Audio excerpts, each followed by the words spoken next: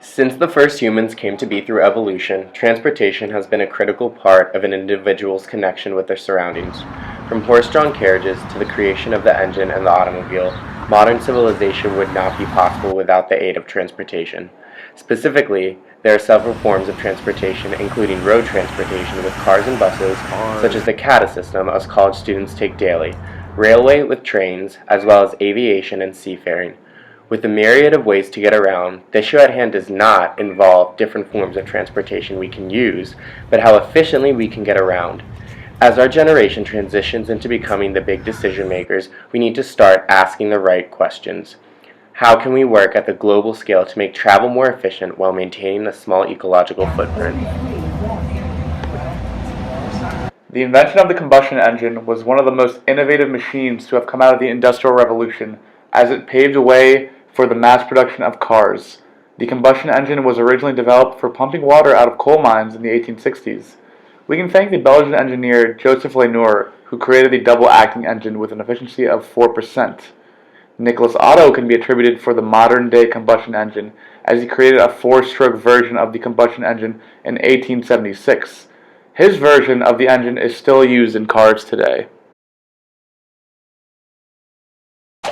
As early as 1868, there were public calls for a cheap mechanical substitute for the horse. That is a major reason why America fell in love with the automobile so quickly and completely.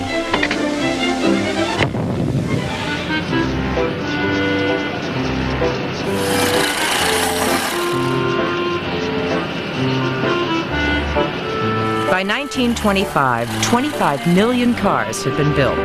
The love affair had become a torrid obsession. With the exponential growth of cars being produced, so did externalities rise, such as the burning of fossil fuels, majorly contributing to global climate change. 26% of primary energy is used for transportation around the globe, and 23% of the world's greenhouse gas emissions are energy-based. Gasoline and diesel are some of the fossil fuels being combusted due to transportation and are some of the largest sources of CO2 emissions. CO2 is a special molecule that is causing destruction to the environment. The bonding structure of CO2 is a major reason why CO2 is such a deleterious molecule.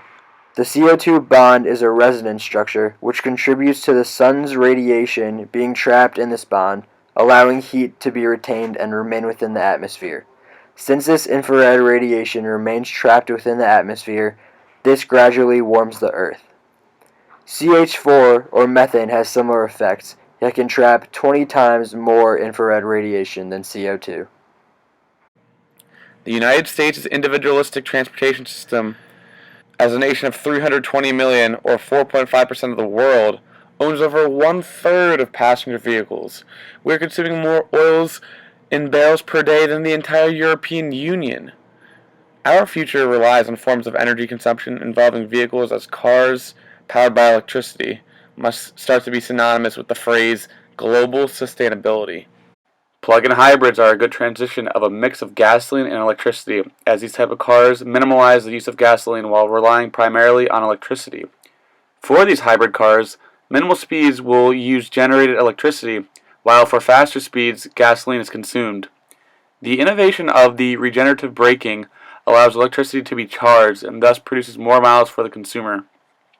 Other innovations, like the car shutting off the internal combustion engine while stopped, is both better for the environment as less fuels are being burnt, as well as better for your pockets.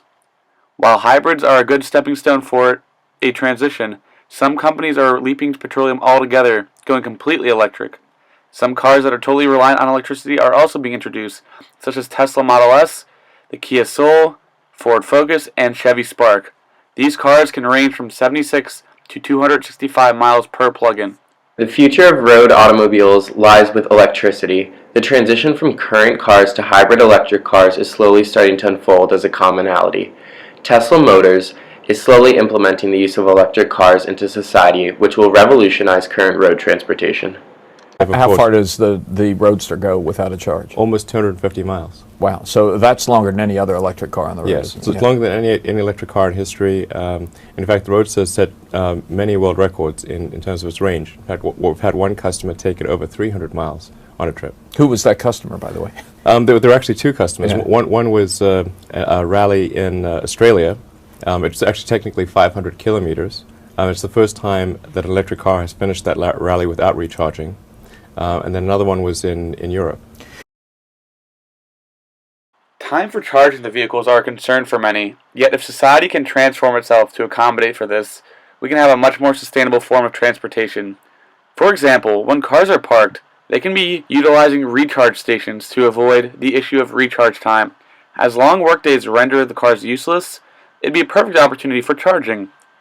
Government incentives to go green could also help the electric car movement. Yet, with the petroleum companies historically lining the pockets of the leaders in Washington, change cannot occur from the top down. You should be the one to initiate this change. Start to change lifestyle habits by reducing vehicular emissions. When your time comes to buy your very first car, think of the efficiency of an electric car and how it'll provide you, your wallet, and the environment with benefits.